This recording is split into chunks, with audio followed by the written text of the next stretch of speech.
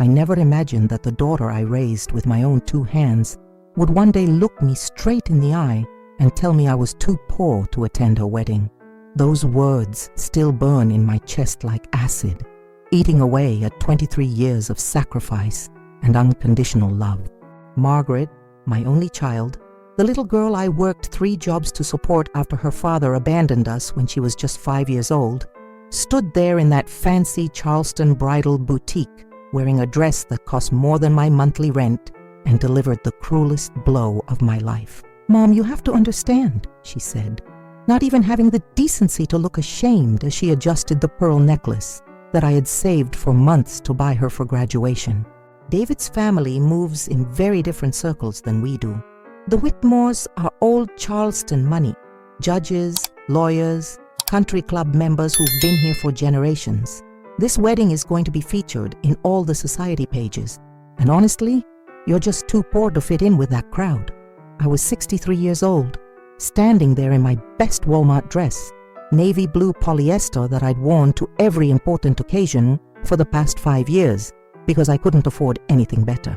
My hands were rough and calloused from decades of cleaning offices at night, scrubbing floors on my hands and knees until my back ached. My fingernails were short and practical, not the manicured talons that the other women in the boutique displayed like weapons. My shoes were the comfortable kind that nurses wear because I'd been on my feet for most of my adult life, working multiple jobs just to keep us afloat. The boutique itself was like stepping into another world. All marble floors that gleamed under crystal chandeliers, fresh white orchids on every surface, and classical music playing softly from hidden speakers. The air smelled like expensive perfume and money, the kind of place where a cup of coffee probably cost more than I spent on groceries in a week. Patricia Whitmore, Margaret's future mother-in-law, stood beside her like a perfectly coiffed vulture, dressed in head-to-toe Chanel. Everything about her screamed old money and social superiority, from her perfectly styled silver hair to her designer handbag that probably cost more than my car. "Eleanor, dear," she said, with that fake southern sweetness that could rot your teeth, "I'm sure you understand that this is a very exclusive affair. The guest list includes the mayor, several circuit court judges, and David's colleagues from the most prestigious law firm in Charleston. Perhaps you'd be more comfortable at the rehearsal dinner instead. It's much smaller, more intimate, and frankly more appropriate for someone of your background."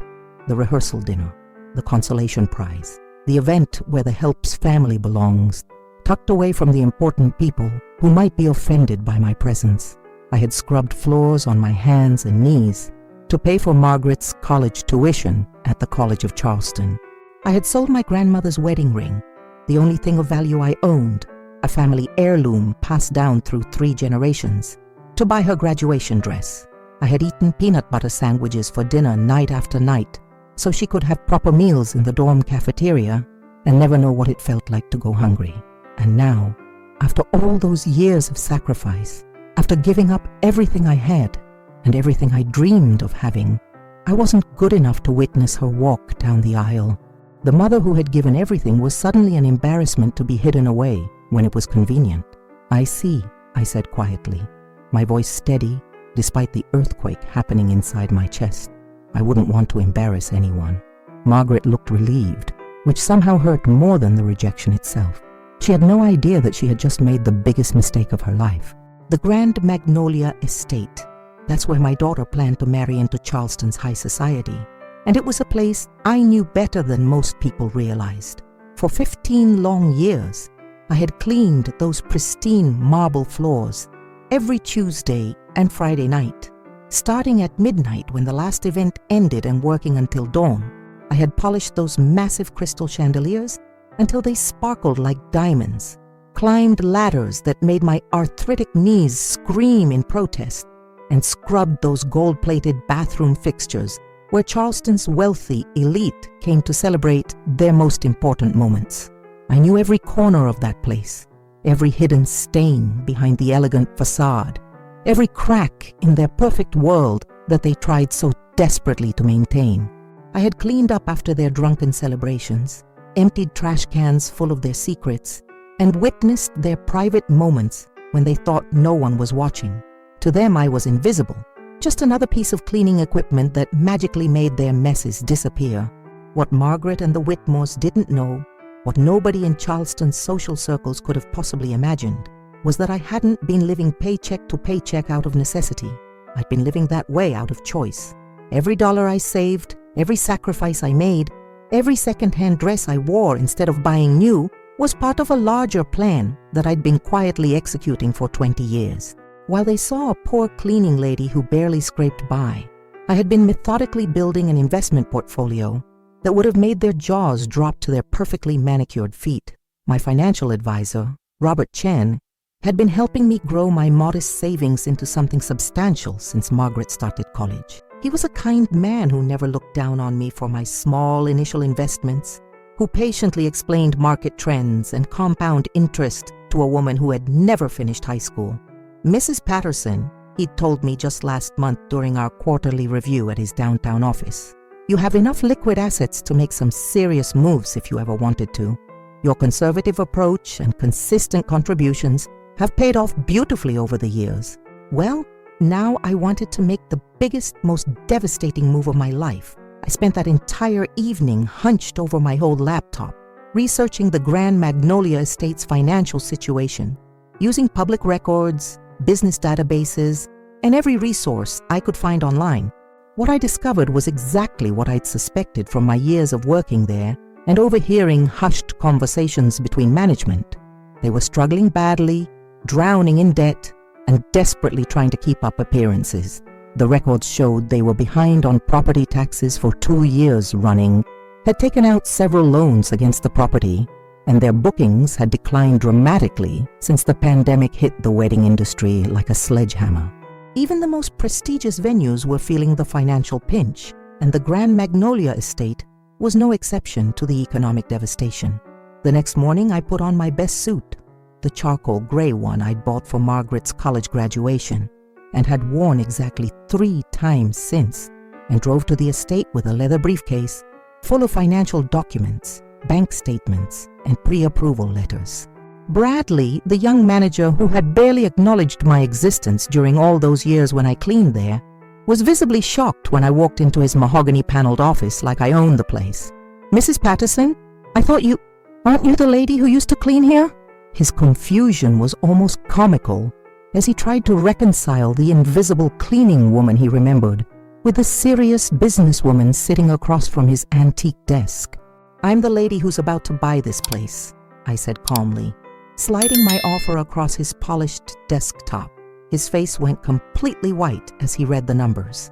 Cash offer, no financing contingencies, closing within the week, and a price that was fair but firm. It was an offer he couldn't refuse, especially given their desperate financial situation. Sometimes the people who underestimate you give you the greatest gift of all, the motivation to prove them wrong. If you're enjoying this story of a mother's quiet revenge, please hit that like button and let me know in the comments what you would do if your own child treated you this way. Your support keeps these stories coming. Within exactly 1 week, all the paperwork was signed, the money was transferred, and I owned the Grand Magnolia Estate, all 32 acres of manicured gardens, the antebellum mansion with its towering white columns and wraparound porches, and the Crystal Ballroom where Charleston's elite had celebrated their most important moments for over 50 years. The irony was absolutely delicious and perfectly poetic. The woman who was too poor to attend her daughter's wedding now owned the very venue where it was supposed to take place. I kept my purchase completely secret, savoring the knowledge like a fine wine that gets better with time. The legal documents were filed under my maiden name, and I instructed Bradley to keep the ownership change confidential until after the upcoming wedding. Margaret called me twice that week, her voice bubbling with excitement about her wedding plans, completely oblivious to the fact that she was describing my property to me in excruciating detail. "Oh, Mom, you should see this place," she gushed over the phone while I sat in my new office at the estate, looking out over the very gardens she was describing with such enthusiasm. The ballroom has these massive crystal chandeliers that look like something from Versailles, and the gardens are like something out of a fairy tale, with all the Spanish moss and magnolia trees. The whole place just screams old money and class. I mean, not that you'll ever see it in person, but I wish you could experience something this beautiful and elegant just once in your life." Her words cut deep, each casual dismissal like a knife twisting in my heart, but they also strengthened my resolve and confirmed that I was making the right decision. I spent my days learning every aspect of the business from Bradley, who stayed on as manager, and getting to know the staff who would now be working for me. They were mostly hardworking women like myself, who understood what it meant to struggle, to work multiple jobs, to sacrifice for their families. Maria, one of the veteran servers who had worked there for over a decade, told me during a quiet moment while we were setting up for an anniversary party, "Mrs. Patterson, you have kind eyes and a good heart, not like some of the clients we get here who look right through us like we're invisible furniture, like we don't have feelings or families or dreams of our own." Her words resonated deeply because I realized that's exactly what I had become to my own daughter, invisible. The woman who had sacrificed everything for her success, who had worked herself to the bone to give her every opportunity, had become an embarrassment to be hidden away when it was socially convenient. The wedding was scheduled for exactly 3 weeks away, and everything was proceeding precisely as planned. The substantial deposits had been paid months in advance. All the vendors were booked and confirmed. The elaborate menu had been finalized, and the guest list of 200 Charleston elite was set in stone.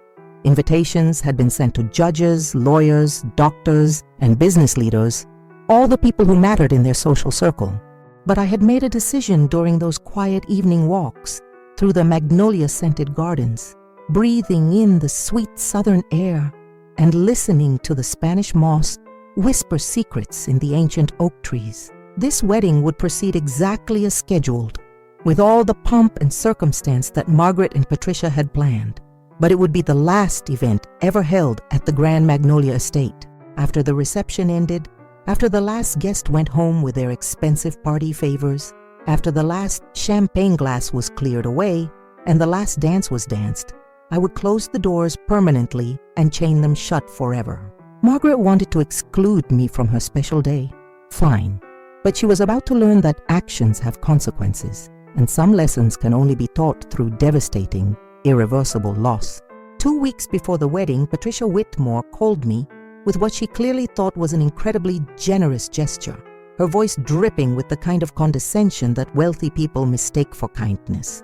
Her tone suggested she was doing me the favor of a lifetime, and I could practically hear her patting herself on the back for her supposed magnanimity and charitable spirit toward the less fortunate. "Eleanor, darling, we've been discussing the situation, and we've decided we'd love to have you at the rehearsal dinner after all," she announced, as if she were offering me the crown jewels or a winning lottery ticket. "It's much more intimate than the wedding ceremony, just immediate family and the wedding party. You'll be so much more comfortable there than at the main event with all of David's professional colleagues and our extensive social circle."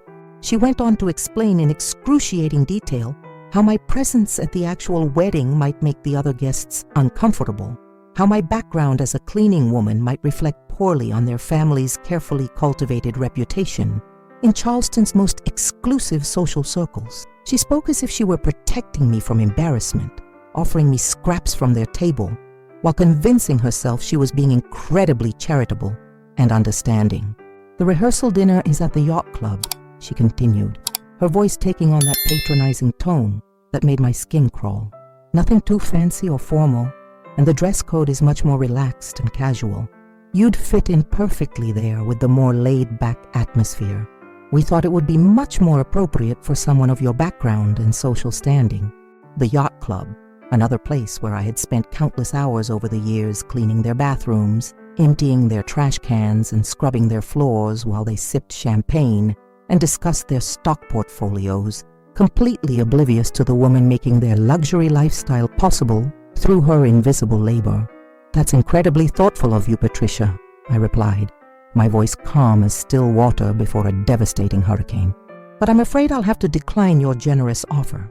You see, I'll be quite busy that weekend with some very important business matters that require my immediate and undivided attention." After I hung up, I immediately called my lawyer, Jennifer Walsh, who had expertly handled the estate purchase and understood exactly what I was planning to do. We met in her downtown office, surrounded by law books and legal documents that would make my revenge both complete and legally bulletproof. "Jennifer, I need everything to be completely legally airtight," I told her during our meeting, my voice steady with determination. "The venue closure needs to be permanent and absolutely irreversible after the wedding concludes. No loopholes, no way for them to challenge it or force me to reopen. Eleanor, you do realize this decision will cost you significantly beyond the initial purchase price," she warned, reviewing the contracts and legal implications spread across her conference table.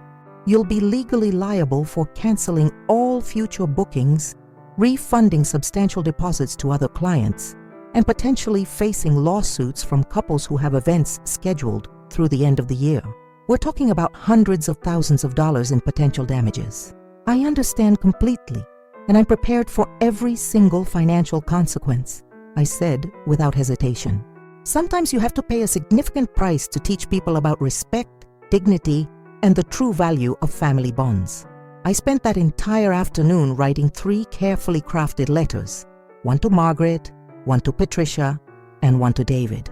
I wouldn't send them until after I permanently closed the venue, but I wanted every word to be perfect, every sentence to cut straight to the heart of what they had done to me.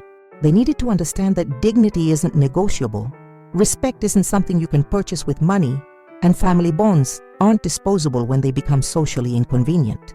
Are you wondering how Margaret will react when she discovers the devastating truth?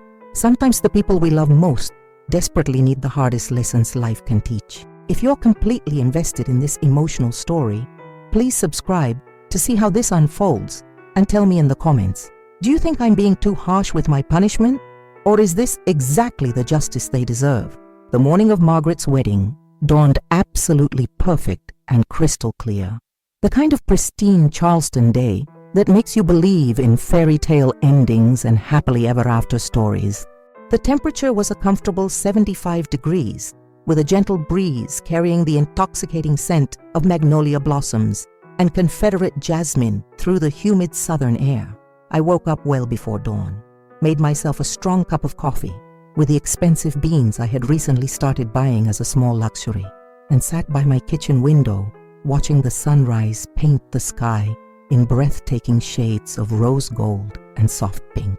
In just a few hours, my daughter would arrive at the Grand Magnolia Estate in her designer gown, expecting the wedding of her dreams, the social event that would cement her place among Charleston's most elite families and mark her official entry into high society.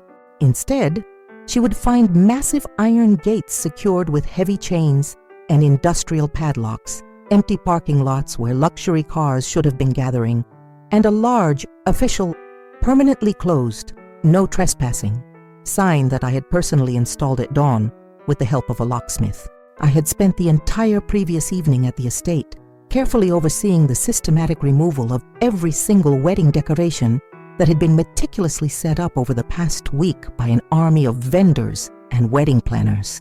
The thousands of white roses and peonies that were supposed to create Margaret's dream ceremony were carefully packed and donated to the local hospital, where they would brighten the rooms of patients who had no one to bring them flowers. The cases of expensive Dom Perignon champagne went directly to a homeless shelter for their upcoming fundraiser. The elaborate ice sculpture shaped like a swan, Patricia's special touch that cost more than most people's monthly salary, was simply left to melt in the garden, returning to the earth like tears of regret and lost dreams. My phone started ringing at exactly 8 a.m. sharp, just as I had anticipated it would.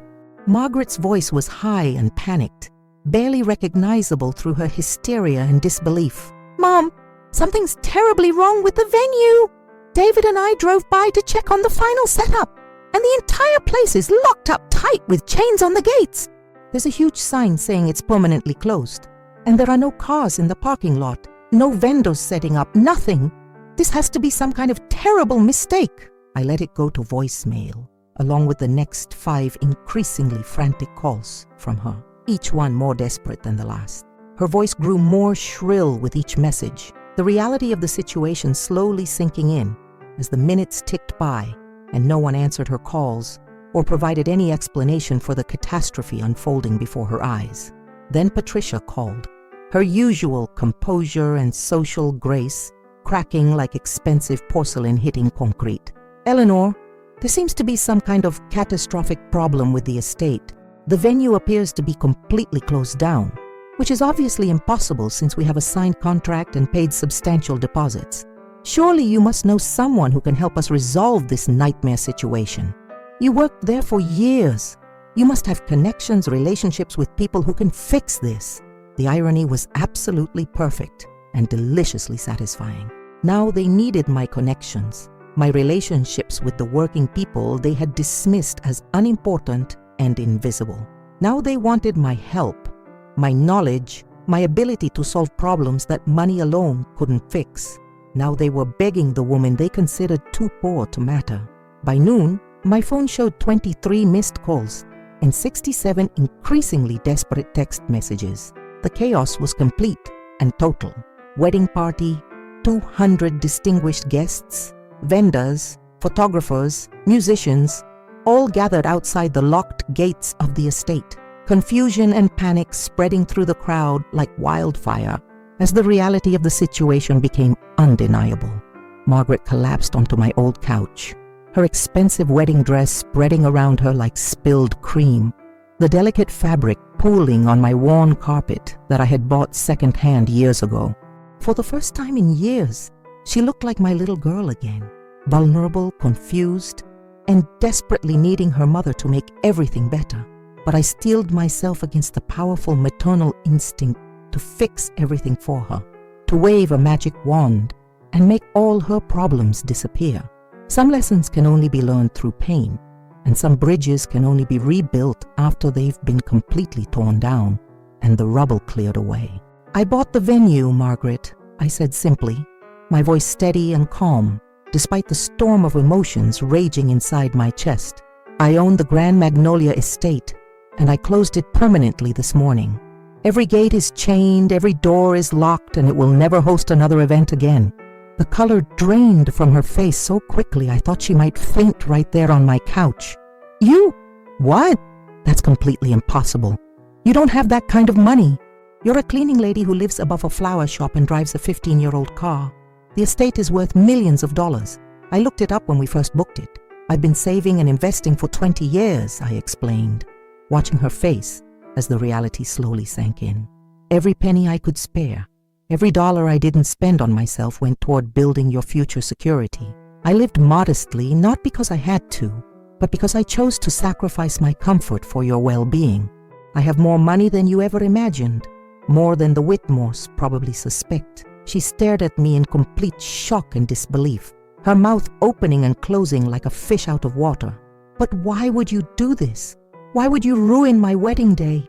Why would you hurt me like this when you know how important this is to me?" "Because you told me I was too poor to be there," I said, each word carefully measured and delivered with quiet intensity. "Because you were ashamed of the woman who gave up everything to raise you, who worked 3 jobs to put you through college, who sold her most precious possessions to buy you things you needed, because you chose their approval over my love, their money over our relationship." Margaret began to cry then, not the delicate, photogenic tears of a bride having a moment, but the ugly, gut-wrenching sobs of someone finally understanding the magnitude of their mistake and the irreversible damage they had caused. Her carefully applied makeup ran in dark streams down her cheeks, and her elaborate hairstyle began to collapse under the weight of her grief and realization. "I'm sorry, Mom," she choked out between sobs, her voice breaking with genuine remorse. "I'm so sorry. Patricia made it seem like it would be better for everyone if you weren't there, that it would be less awkward, that you would be more comfortable at a smaller gathering. She made it sound like she was protecting you from embarrassment." "Patricia didn't make you do anything," I said firmly but gently, refusing to let her shift the blame to someone else. "She may have suggested it, planted the seed, but you made the final choice. You chose their version of respectability over our relationship. You chose to believe that I was something to be ashamed of, rather than someone to be proud of. "Can you forgive me?" she whispered, her voice small and broken like a child's. "Can we somehow fix this? Can we find another venue, have the wedding somewhere else? I don't care about the money or the prestige or what Patricia thinks anymore. I just want my mother at my wedding." I sat beside her on the couch, careful not to wrinkle her expensive dress. "Forgiveness isn't the issue, sweetheart. The issue is respect. I raised you to value people for who they are rather than what they have or where they come from. Somewhere along the way, you forgot that fundamental lesson. What do you think should happen next? Sometimes our biggest mistakes become our greatest teachers." If you're following this emotional journey, please subscribe and share in the comments what you think Margaret should do now. Your engagement means everything. The next few days brought a whirlwind of consequences that rippled through Charleston's social circles like stones thrown into still water. The local newspaper ran the story with obvious relish. "Bride's wedding venue mysteriously closes on wedding day," complete with photos of confused guests in formal attire standing outside the locked gates. The Post and Courier followed up with a more detailed investigation into the estate's sudden closure, though they couldn't uncover the real story behind the dramatic shutdown. The Whitmore family was scrambling desperately to save face and maintain their social standing, spinning elaborate tales of vendor reliability issues and unforeseen circumstances to anyone who would listen. Patricia had called in every favor she was owed, trying to find an alternative venue that could accommodate 200 guests on zero notice. But Charleston's wedding season was in full swing, and every decent location was booked solid through the fall. Margaret came to see me every single day that week, each visit representing a small step toward rebuilding what we had lost and healing the wounds that had been inflicted.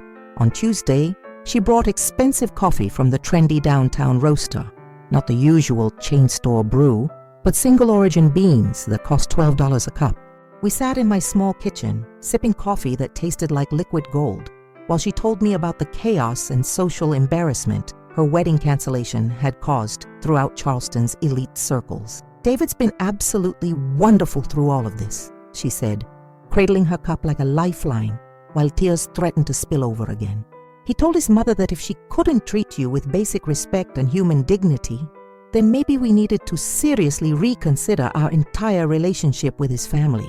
He said he'd rather marry me in a courthouse with just you as a witness than have a fancy wedding where my mother wasn't welcome."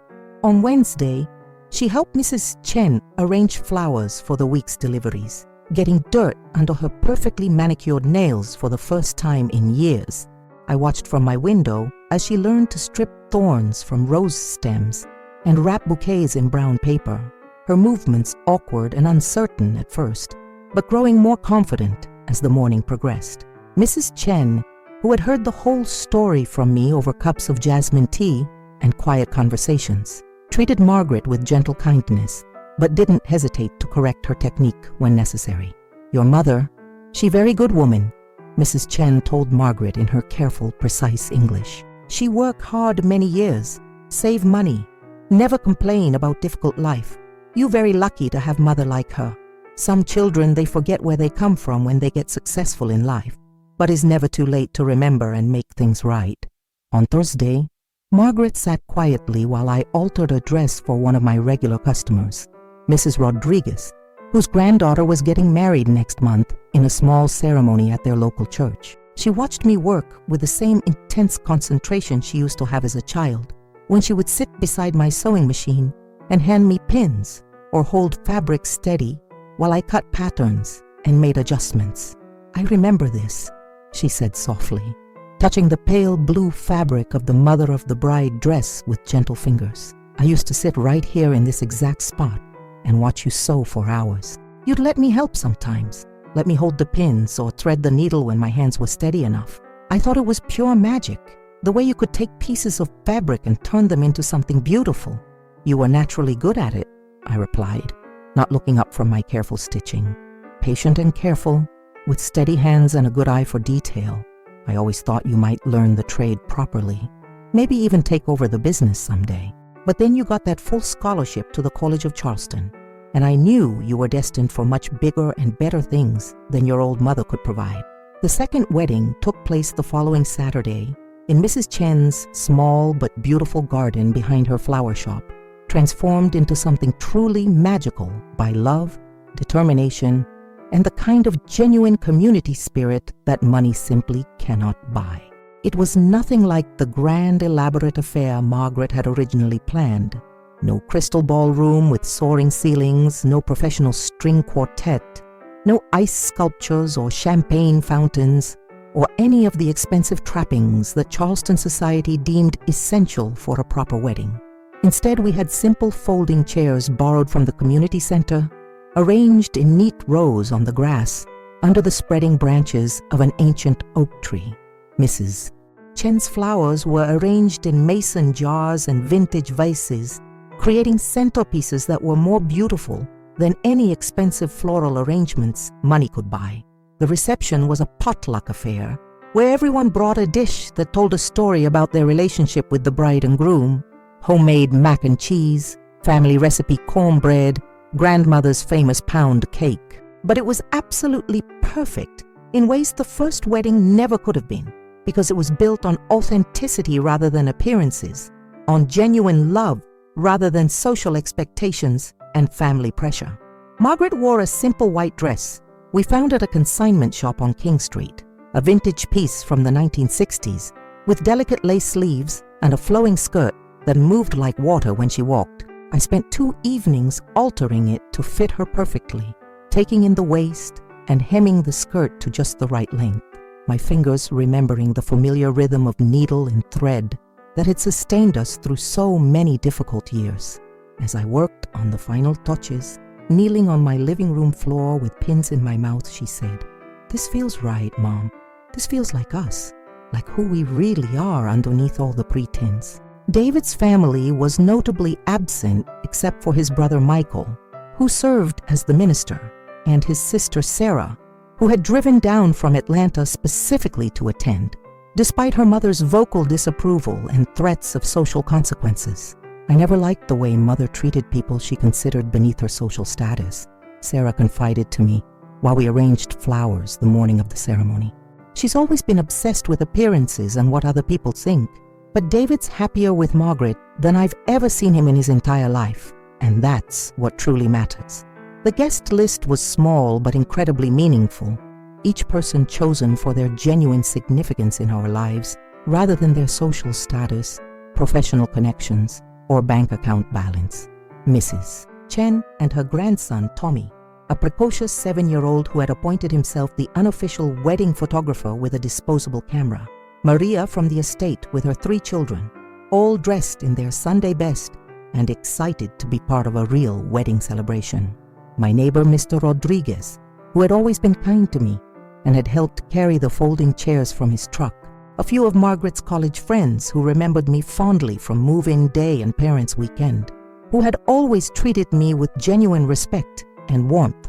As Margaret walked down the makeshift aisle between the folding chairs, her arm linked through mine, I felt something I hadn't experienced in months, pure, uncomplicated joy that filled my heart to overflowing.